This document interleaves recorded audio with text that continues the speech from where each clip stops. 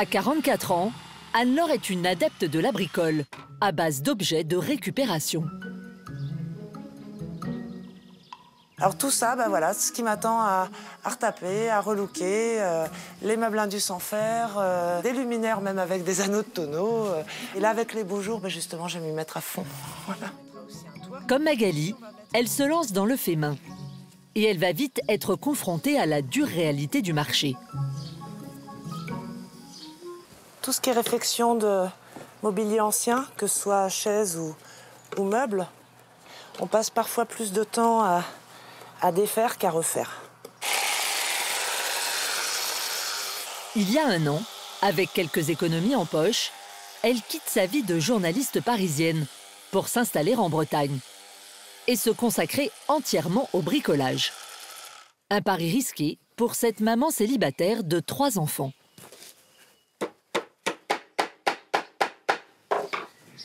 Je regrette pas du tout ma vie parisienne. Là, je suis au grand air.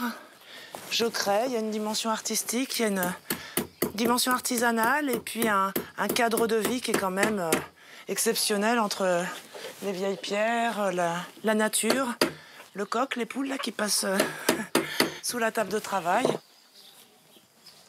Ça, c'est quoi, vous me montrez? Alors là, en fait, ce sont mes photos noir et blanc. Mes toutes premières, celle-ci, elle a plus de 20 ans d'ailleurs. Photos de manège, d'animaux de manège. On pourra s'asseoir comme ça à table, comme si on s'asseyait sur son animal de manège, au choix, girafe, phoque. Là, je vais la fixer, c'est la finition.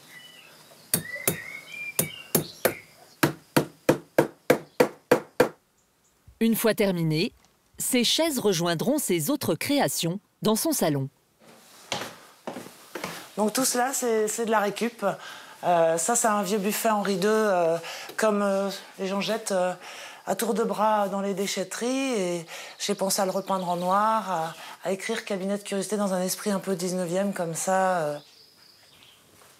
Anne-Laure fabrique aussi des lampes, des sculptures en bois flotté, des cadres à partir de vieilles portes de placard ou une table de salle à manger montée sur des pieds de machine à coudre.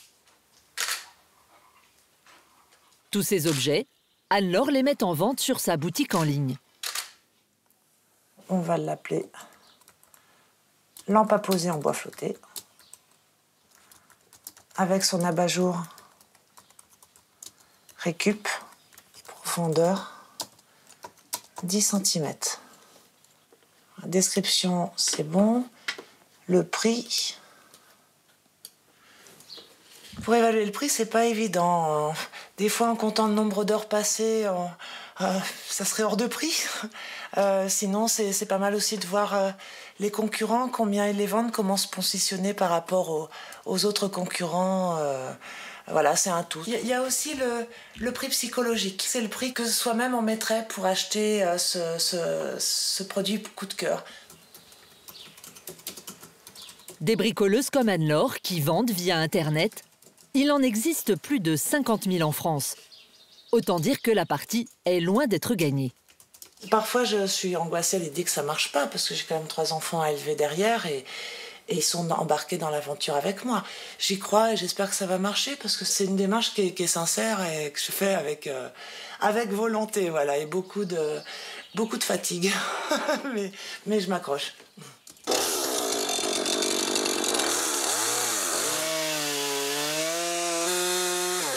Avec ses souches de bois, Anne-Laure veut réaliser des tables.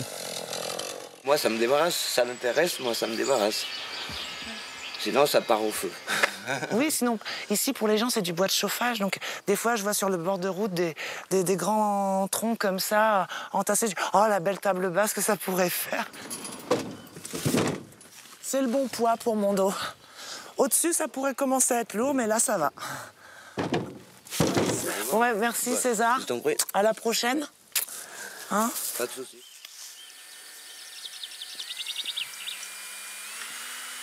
Aidée par sa fille Jeanne, Anne-Laure s'attaque à la fabrication de ces tables. Hop là. Je perce des trous pour mettre des pieds, des roulettes au rondin pour en faire des tables basses. C'est rigolo. Tu veux les mettre? Vas-y, aide-moi. Une idée originale et peu onéreuse, avec laquelle Anne-Laure espère attirer ses premiers clients. Si jamais ça ne marche pas, que j'arrive pas à en vivre, que fais-je? Voilà, puisque dans ce cas, arrivé au fond de la campagne, mis à part l'usine à légumes ou l'usine de saucisses du coin, j'ai pas de choix de reconversion, donc je tente le coup. Sinon, plan B, retourner à Paris pour travailler, mais dans ce cas, adieu la qualité de vie pour les enfants, adieu la grande maison et adieu tout ça, voilà. Voilà, notre petite table à roulettes qui roule bien. Une autre petite sœur à nos petites tables. Hop là. Celle-là, elle roule. Regarde, ça fait 4 fleurs. Jo, viens voir, tu préfères laquelle? Celle-là, celle-là, celle-là ou celle-là? Celle-là.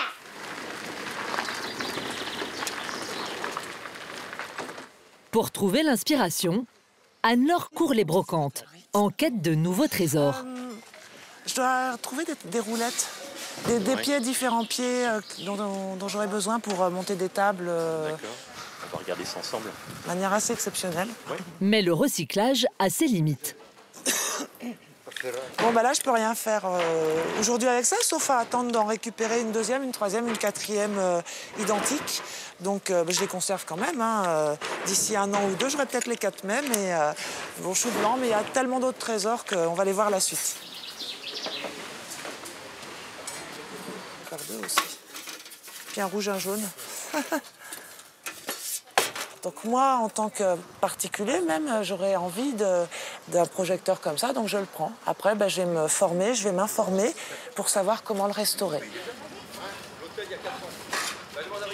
Ça, je prends parce que comme j'aime bien aussi la déco en bois flotté, je vais insérer un petit bateau dans un cadre ou une décoration en bois flotté, un petit voilier ancien comme ça.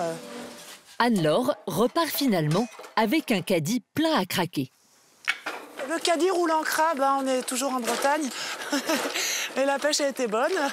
Des bateaux, des projos, des toiles de jute. Et tout ça pour une centaine d'euros seulement.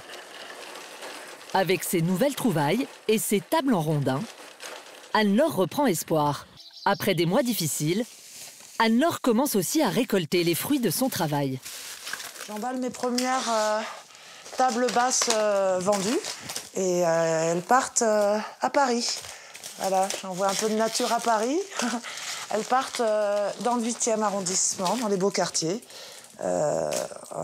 pour habiller un salon haussmanien. C'est une première vente qui s'élève à 600 € environ, avec les frais de port et les 3 petites tables comprises montées sur pied en fer.